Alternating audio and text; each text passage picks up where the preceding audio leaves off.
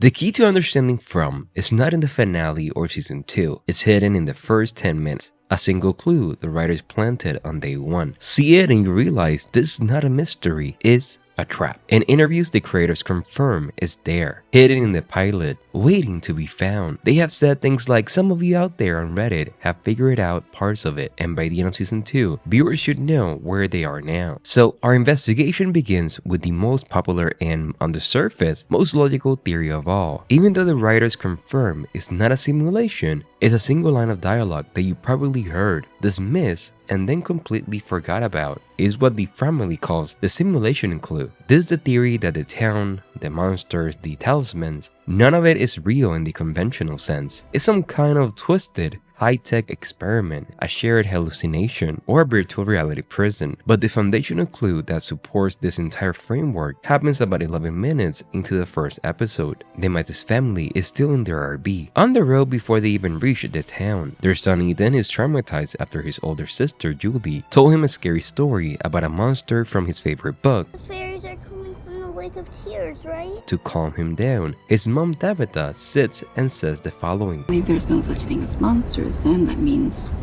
that Norman's still alive, doesn't it? It's just a mother comforting her child with a simple explanation and logic. But on a rewatch, knowing everything that happened next, that line feels incredibly important, almost as a prophecy. Many believe this is the writer speaking directly through Tabitha, planting the seed for the entire show's endgame. The logic, when you apply it to the town itself, is a game changer. If the monsters are not real, then their victims are not truly dead. This is the bedrock of the theory that Fromville can be an experiment, and when a person is killed by one of the creatures, they simply wake up outside. It's as if exiting a game is something that Abby believed. It's time to wake everybody up.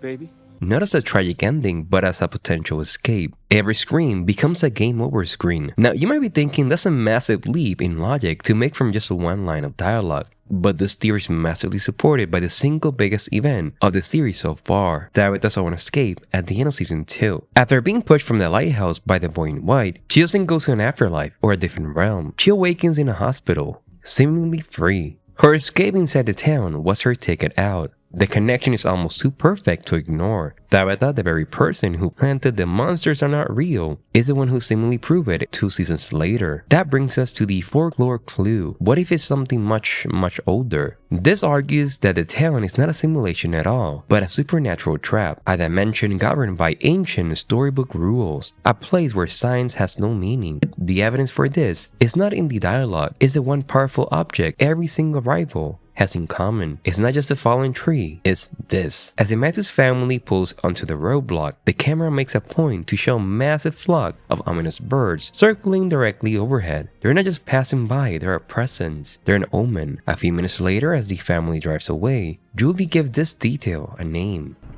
What? No, it's not. Yeah, it is. It's called a murder of crows. Terrifying her little brother once again. So this is not a throwaway line from a teenager trying to scare her brother. In the context of a horror mystery, there are no throwaway lines. In ancient myth, crows were never just background noise. In Celtic lore, there were omens of death, agents of fate, and sometimes even the Morrigan herself, shifting into a crow to signal that destiny was about to turn bloody. And then there's this law. Breathless spirits of the unforgiven dead, flying together like a swarm of crows. They were not there to comfort you, they were there to drag your soul to a place you were never meant to escape. So we have a lot of connections and visuals of this, like the eggs Victor has in the car, and the different drawings Miranda did, and even all of these different paintings. Which brings us to the theory, the crows are not just a creepy set piece, they are the mechanism, they're the agents of whatever power runs this cursed town, the same way this law marks souls. So when you see the crows, it's not random, it's selection.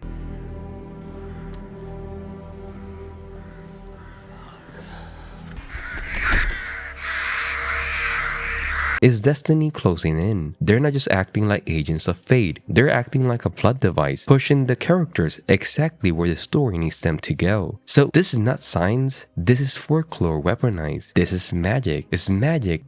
Someone who can visit chapters of the story that already happened. Trapped in a story. So this single visual clue reframes everything else we see. The talisman are not technological blockers, they're ancient runes. The faraway trees that magically teleport people are not glitches in a simulation, they're magical portals. A classic trope of fairy tales. This theory suggests the rules of this place are not based on physics, but on dark, storybook logic, where escaping might require fulfilling a bargain or solving a quest, like Ethan said.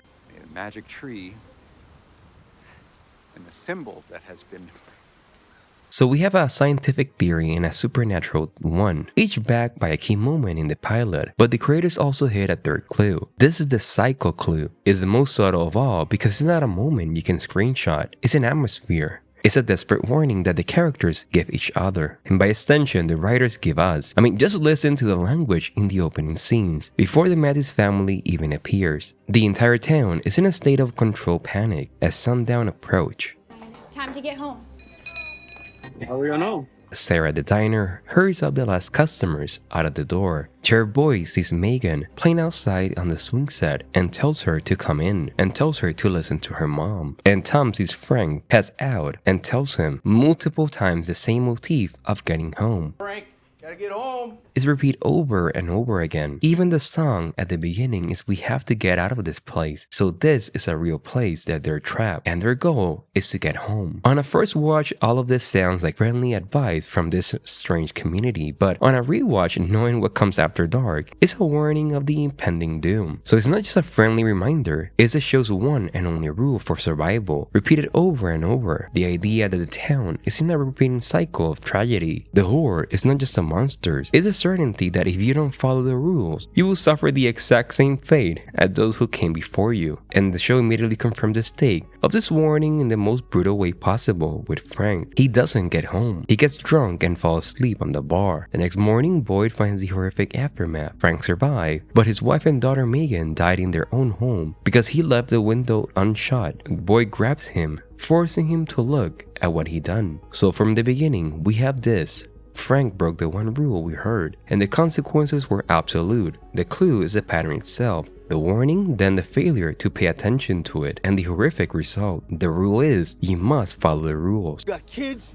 You nail a window shut. The town doesn't just punish you, it makes you responsible for the destruction of the very thing you're trying to protect. I figured it out. We have debunked the simulation theory. We have looked at the time loop. But what if we've been asking the wrong question the whole time? We have been asking what the town is or where is it? But what if Fromville's not a place at all? What if again, it's a story?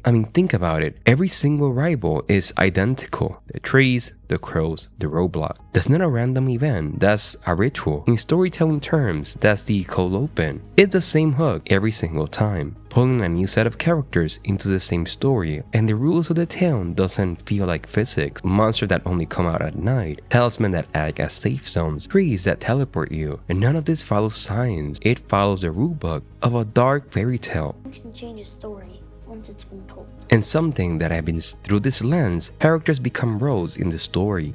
The sheriff protector, writing steps, having rules to defend home. The grieving mother, whose loss makes home unreachable. The man of science, whose logic falls into a world ruled by ritual, whose logic fails in a world ruled by symbols. It's not strength that decides outcomes, it's who controls the threshold and obeys the ritual, and who literally becomes a storywalker passing the threshold, Julie. And that's the real horror. It's not just that the story repeats, it's that no matter what choices they make, they're bound to the arc the story demands. The nightmare is not the monsters, it's being a character in a book that refused to end. One that just keeps pulling your victims into its pages to play out the same tragedy over and over again. So, From is not a place. It's a cursed story, and they're trapped inside it. So we have 3 clues: a line of dialogue that suggests a simulation, a flock of birds that points to a supernatural realm, and a repeated warning that hints at a tragic repeating cycle. But what is the one real clue the writers were talking about? Well, we can immediately eliminate the simulation theory, as tempting as it is. The creators themselves have gone on record in multiple interviews to state definitely it's not purgatory, it's not a dream, and they're not dead. That powerful line of dialogue from Tabitha was never a clue. It was the show's first magic grade misdirection, perfectly crafted red herring, designed to make us chase a theory they knew they were going to debunk. That leaves us with two: the supernatural folklore and psychological horror of the time loop. But here's the thing, they're not separate clues. There are two parts of the same answers. It traps you in a repeating cycle of failed attempts to return to the one place you can never reach: home. So if the town is an inescapable cycle of tragedy built on the loss of home, the real question is not what it is, but how you break it. So there you have it. The one clue was never a single object. It was the show's entire emotional core, hidden in the most repeated phrases of the pilot.